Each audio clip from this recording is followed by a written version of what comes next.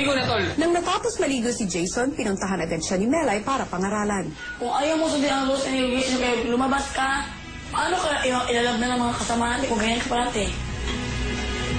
Peace, walang peace. Sabagay ko itong, itapon ko itong ka sa iba, mag-peace ka sa akin.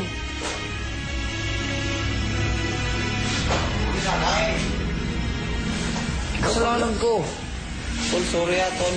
Kasi, Ganyan lang ka din sa'yo masabi ng sorry. ano mo gusto mong gawin ko? Lumod. Baka matay ka. Hindi ko tol Oo.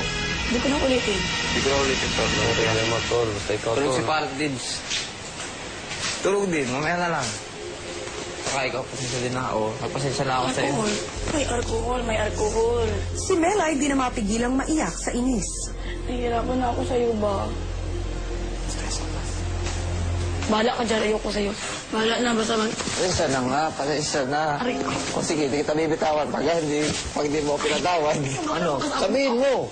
Patawain na kita. Oh, huwag ka na magdadrama, ha? Oh, hindi ako na drama, Jason.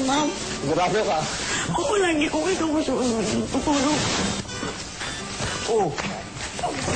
Kasama natin. Pagkitulog ng mga kasama natin. Ako ang isipin ng kasama natin. Magtino ka na, ha? Gusto ko masabi yung magtino na ako. Oo na, tino na.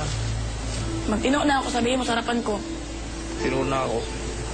Oh, ano pa gusto mo? Wala ka talagang awa. Wala pa talagang awa. Dahil ikaw wala kang awa din. Oo, mag-load na. Hindi ko na nga, ano sabi? Hindi mo na ulitin. Pumupo ka na doon. Aray. Hindi, huwag mo hintayin. Nakapagod kami sa'yo, ha.